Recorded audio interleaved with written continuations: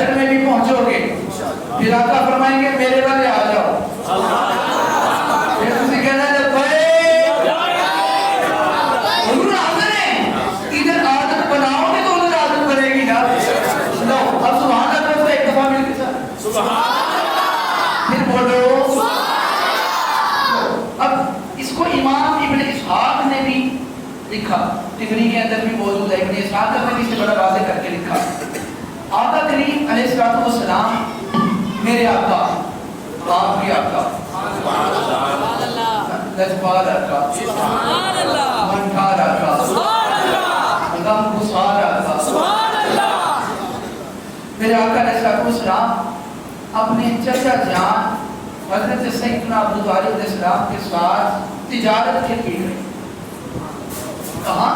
تجارت کے۔ عمر ہے حضور کی 12 سال، بولیے گا ذرا 12 سال۔ اب یہ دیکھیں نا 12 سال کی عمر تجارت والی نہیں ہے، ہمارے 12 سال کے بچے کھیلتے ہیں، آقا کریم کھیل نہیں رہے، حضور تجارت کر رہے ہیں۔ نبیاں کا کام کھیلنا نہیں ہوتا، بیٹے کو کوئی اور ملا ہوا ہے جو اس کی سمجھ میں نہیں آتا، اس کے وہ کسی حکیم کے پاس بیٹھتا نہیں جو اس کو پکی دے سکے، سید کے پاس آتا نہیں اسے کوئی بات سنائی جا سکے۔ توجہ رکھیے گا، آقا ساتھ چلے گئے۔ جب حضور قریش کے سردار کافی سارے تجارت پر قافلہ ہے، آقا کریم ساتھ ہیں، جناب ابو طالب ساتھ ہیں، دور گزرے پہاڑ کے پاس سے جس پر ایک مورچہ سا بنا تھا، لکھنے والوں نے لکھا اس پر، وہ راہب اس پر بیٹھا، کسی نے کہا کہ وہ اپنے محل کی چھت پر بیٹھا، راہب، اس کا نام تھا بحیرہ۔ کیا نام تھا؟ بحیرہ۔ اس کو بحیرہ بھی پڑھتے ہیں، پاکستانی جو ہے وہ بحیرہ پڑھتے ہیں، انڈین، پاکستانی، بنگلہ دیشی، لیکن عرب جو ہیں وہ اسے بحیرہ پڑھتے ہیں۔ اور راہب کا نام ہے، بڑا کم بولتا، زیادہ بولتا نہیں تھا، کام کی بات ہوتی تھی کر لیتا، اس سے زیادہ وہ بات نہیں کرتا۔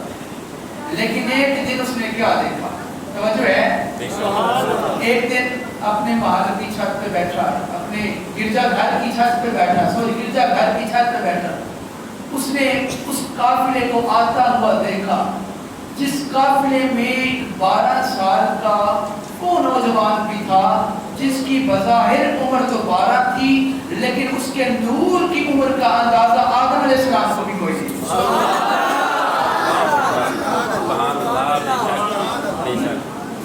کیوں؟ یہ جملہ اتنا آسان تھا، آدم نے سمجھ لیا، آدم نے کوئی نہیں سمجھا۔ اور یہ حدیث یاد کری نا، جناب آدم نے آنکھیں کھول کے دیکھا تھا، عرش کے اوپر نام خدا کے ساتھ نام بولو نا یار، نام مصطفیٰ لکھا ہوا تھا۔ اور تو پتہ تو چل گیا ہمیں کہ ہمارے آقا کی وہ شان ہے کہ جناب آدم کو بھی اگر آقا کا نام پڑھنے کی ضرورت پڑتی تھی انہیں بھی چہرہ اٹھانا پڑتا تھا۔ اور جب میرے آقا نے کسی کو دیکھنا ہوتا، سبحان اللہ کی اسرا بیابتی ہی نہیں کم من المسجد الحرام الى المسجد الاقصى، اے محبوب تو آ، تو سدرہ بھی گزرا، تو گزرتا آ، ورفعنا لک ذکرک، جتنا ذکر بلند ہے تیری ذات بھی بلند ہوتی چلی جائے گی۔ محبوب گزرتے گئے، سدرہ بھی گزر گئے، لو کرسی میرے مالک حضور کعبہ کو سین گزر کر وہ عرش پر پہنچے۔ اب آواز آئی، اب جس نے تجھے دیکھنا ہوتا تھا وہ تجھے دیکھنے کے لیے اپنے سے اوپر دیکھتا تھا، آج تجھے ہم نے وہاں بلایا ہے، اب تو نے جسے دیکھنا ہو اپنے قدموں کے نیچے دیکھ،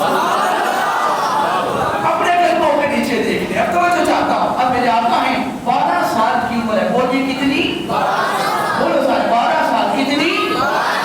12 سال کی عمر ہے۔ اب وہ اوپر سے بیٹھ کے اس قافلے کو دیکھ رہا تھا، جو قافلہ بڑی تیزی سے آ رہا تھا، آ کر وہ قافلہ ایک درخت کے نیچے رکا۔ اب اس نے جب اس درخت کو دیکھا، پھر اس نے اپنے غلاموں کو، اپنے ماننے والوں کو، اپنے عیسائیوں کو کہا کہ اے بندو اٹھو، تیاری کرو، کھانا پکاؤ، صفائیاں کرو، برتن سیدھے کرو، وہ نہ کچھ بھی کر دینے عیسائیوں کے عیسائیوں کھانا بناؤ, اچھے اچھے کھانے بناؤ, پھل بھی رکھنا, ذرا دسترخوان پیارا لگانا, صفائیاں بھی کر دو. کیوں؟ آج ہمارا مہمان کوئی عام نہیں, محمد عربی بننے والا. اس نے سارے عیسائی جمع کیے, سارے عیسائیوں کو جمع کر کے اس نے کھانا پکایا. ایک بندے کو حضور تک پیغام کے لیے بھیجا, جناب ابو طالب کے پاس لکھ کے بھیجا, رکا کہ ہمارے وہاں پر راہب رہتے ہیں, انہوں نے آپ کا آج کھانا بنایا. وہ جو کسی سے کلام بھی نہیں کرتا تھا, آج کھانا پکوا رہا ہے, آج کھانا پکوا رہا ہے. مجھے پتا تھا سات سردار قریش کے سردار ہیں, یہ روٹی کھانے میں مجبور بھائی نہیں. آج یہ حسن اتنی کو بات نہیں ہے. جب میرے آقا نے فرمایا میں نبی ہوں اللہ کا, میں اللہ کا نبی ہوں, تو لوگوں نے انکار کر دیا. اب پہلا گھر جہاں پر حضور نے تبلیغ کی, میرے جناب ابو طالب نے گھر کھانا پکوایا, بندے بلائے, کھانا کھلایا, کہا بیٹھ جاؤ, بھتیجے کھڑے ہو جاؤ, بھتیجے کھڑے ہو جاؤ. میرے آقا کھڑے ہو, فرمایا میں اللہ کا آخری نبی ہوں, تم سارے میرے اوپر ایمان لے آؤ, رب ایک ہے. جب حضور نے یہ فرمایا, کافر اٹھ کے جانے لگے. میرے آقا نے اپنے چچا کی طرف دیکھا, چچا یہ کیا؟ کہا بھتیجے کوئی بات نہیں, ساڑھا گھر نظر ہو گیا, کل پھر پکانا گے, وہ دیکھ نہیں کھاتے نا, پھر پکا. اگلا دن ہوا, جناب ابو طالب نے پھر پکایا اور پھر سب کو بلایا. ابو جہل بھی تھا, بلایا بٹھایا. اب میرے آقا سے کہا چلو, میرے حضور کھڑے ہو گئے, فرمایا میں اللہ کا آخری نبی ہوں. وہ روٹی کھا چکے تھے, ہضم کرنی تھی نا. میرے آقا نے فرمایا آخری نبی ہوں, وہ ایک ہے, میں اس کا بھیجا ہوں. بندے اٹھ کے جانے لگے. میرے آقا کے دل پہ نہ گواری گزری. جناب ابو طالب نے کہا بھتیجے کوئی بات نہیں, کوئی بات. تیسرا دن آیا, پھر جناب ابو طالب نے کہا روٹی بات کھولا. آج بھتیجے کا خطاب پہلے ہوگا, روٹی بعد میں ہوگی, تاکہ کوئی اٹھ کے جانے نہ پائے. جب میرے حضور کھڑے ہوئے, آپ کو ابو جان نے دیکھا نا, روٹی آج بعد میں ہے, اور خطاب شروع ہونے لگا. میرا آقا نے فرمایا میں اللہ کا آخری نبی ہوں. وہ اٹھ کے جانے لگا. حضرت ابو طالب نے چھڑی کے ساتھ اس کی ٹانگ پہ مار کے کہا گدھے بیٹھ نیچے. گدھا اور گدھے کھول دیا, بیٹھ لے. تینوں نہیں پتا مصطفیٰ اپنے اپنا تعارف کروا لے, مصطفیٰ اپنی نبوت کا جڑے اظہار کر دے, پر اعلان کر دے. چلے بیٹھ کے سن. اب وہ نہ چاہتے ہوئے بھی نیچے بیٹھا, مکمل خطاب سنا. میرے آقا نے مکمل خطاب کیا. اس سے پتا چلا یہ کھانا کھلانے کا کردار کوئی نیا نہیں ہے. بس اس نے کھانا پکایا تھا اپنے لیے نہیں, اس سرداران قریش کے لیے, اور حقیقت میں وہ حضور کے لیے. کھانا پک گیا, پیغام بھیج گیا. اب بندہ آیا, اس نے آگے کہا, آقا کریم علیہ السلام والے قافلے سے, اس نے آگے کہا کہ ہمارے سردار نے راہب نے اس نے دعوت رکھی ہے, آپ سب کو بلایا ہے, اور اس نے کہا ہے فَأَنَا أَحَبُّ أَن تَحْضُرُوا كُلُّكُمْ وَكَبِيرُكُمْ وَصَغِيرُكُمْ وَعَبْدُكُمْ وَحُرُّكُمْ. اس نے کہا, سردار صاحب نے کہا ہے, سردار نے کہا ہے کہ جیسا, سردار نے کہا ہے کہ جو تم میں آیا ہوا ہے, چھوٹا بھی, بڑا بھی, غلام بھی, آزاد بھی, سب کو لے کر ہمارے گرجا گھر میں دعوت کے لیے آ جاؤ. اب حضرت ابو طالب نے کہا ٹھیک ہے ہم آ جائیں. سب چلے گئے. جب سب پہنچ گئے, اب اس راہب نے کہا سارے آئے ہو,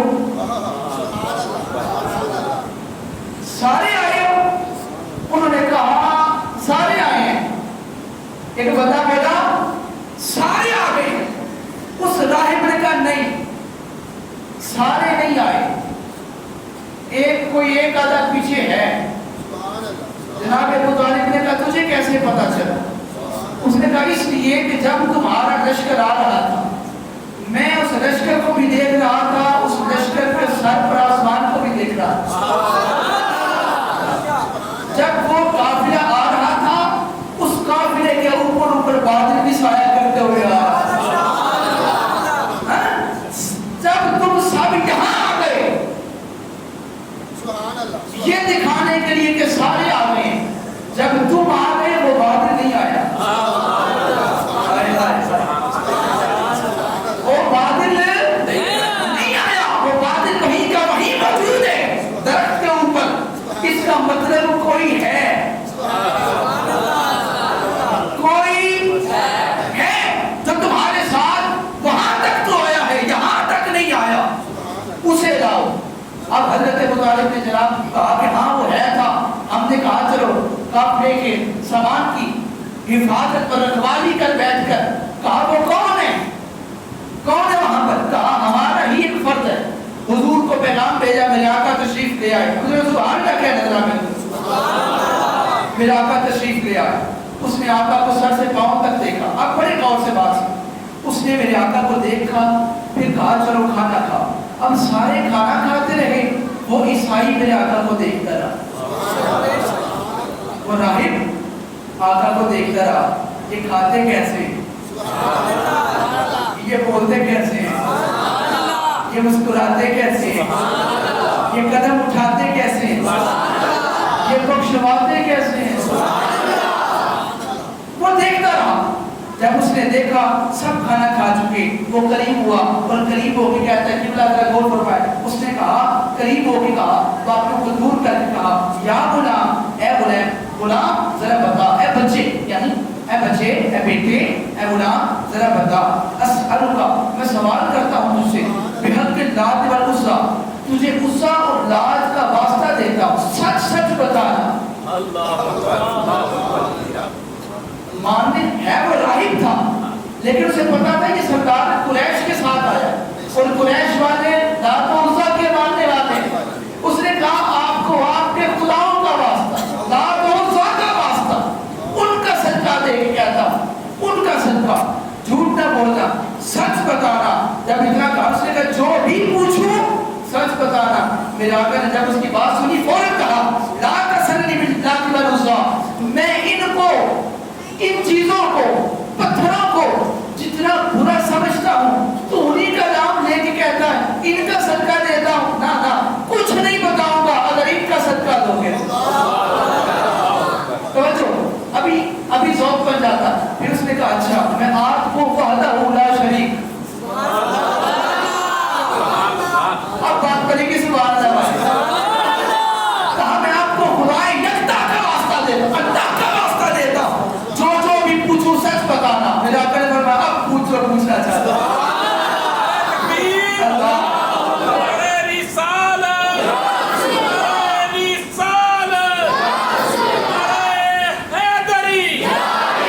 اس نے کہا میرے آقا فرماتے اب پوچھ، کون پوچھ کی پوچھنا ہے؟ اس نے کہا مجھے بتائیں آپ کا اٹھنا کیسا ہے؟ ہم ذرا بیٹھے ہونا بول رہے ہیں، آپ کا اٹھنا کیسا ہے؟ آپ کا بیٹھنا کیسا ہے؟ چلنا پھرنا کیسا ہے؟ ہم اس راہب سے پوچھتے ہیں تو اندھا ہے، تجھے نہیں نظر آتا کیسے چل رہے ہیں؟ وہ چل گئی ہے تیرے تک، تجھے نظر نہیں آ رہا، پھر پوچھتا ہے چلنا پھرنا کیسا ہے؟ وہ راہب ایک ہی بات کرے گا، وہ کہے گا جو نظر آ رہا ہے نا وہ نہیں پوچھ رہا، یہ جو نظر آ رہا ہے نا یہ نہیں پوچھ رہا۔ انہیں پتا ہے، راہب کو پتا ہے 1400 سال بعد آنے والے دھلنے والوں کو بھی پتا ہے یہ جو نظر آ رہے ہیں نا یہ حقیقت محمد